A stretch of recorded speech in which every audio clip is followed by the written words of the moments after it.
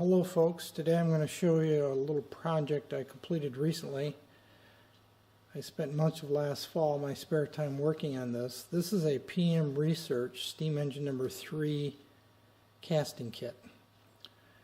And my wife gave it to me for Christmas 2016, and I was waiting till I got a mill to do some of the machining work, which I got in the midsummer of 2017, and then once I had the mill, since I already have a lathe, I could go ahead and complete the machining of it.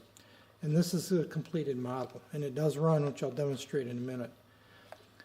Now my intention wasn't ever to record and post videos of the machining of this particular kit.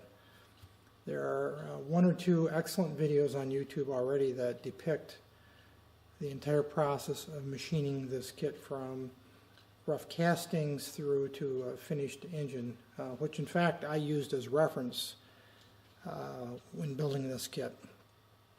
So there's no sense duplicating the wheel, but rather I thought I'd just show the finished product, which is here. It does run quite well. I didn't have a lot of trouble getting it running. And in fact, why don't we go ahead next, and I'll put a little compressed air to it. I'm not going to run it on steam. I don't have a boiler. I'm not intending to make a boiler or buy a boiler, but rather I'm just going to run it on compressed air. So let's put a little compressed air to it and see how it runs. Before we actually show the running of the engine, I just thought I'd show this little regulator setup that I made for the steam engine.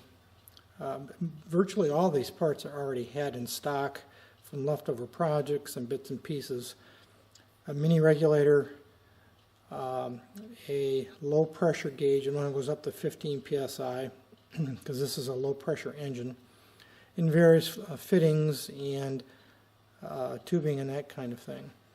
And the way this goes together, or the way this is used rather, is this output here goes to the input here of the steam engine, like that. And that's the compressed air into the intake side of the engine. Okay, here's the basic setup. I got the air. I just got my finger capping it off right now, set at about 6.5 pounds per square inch. I'll take this supply line connected to the vertical intake tube here. This is the exhaust, and since it's a single cylinder, I'll probably have to give the flywheel a little spin, but she should take right off.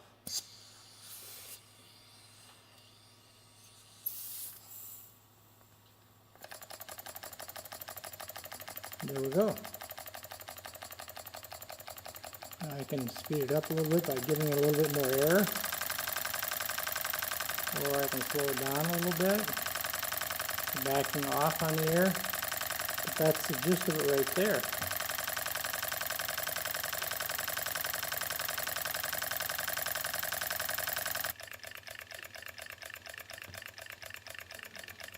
You can see how low I can get it to chug right down. I think that's around 5.5 psi. And I'll just give it a little bit more and a little bit more.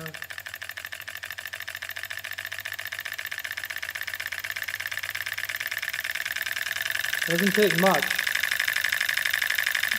in terms of turning of the gauge wheel.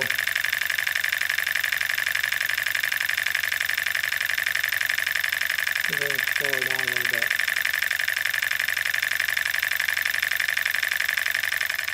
Well, in addition to the steam engine, I made this plexiglass box. If I can get a little bit better shot of that here. There we go. To cover it. And this is just standard, I think this is 1/4 inch acrylic material that I got at my local Menards.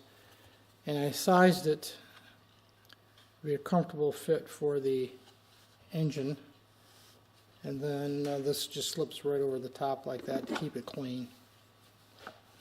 Since my shop is fairly dusty, what I wanted to do is, because it is a working shop after all, I wanted to have a means of keeping it clean, so it's very easy to get at.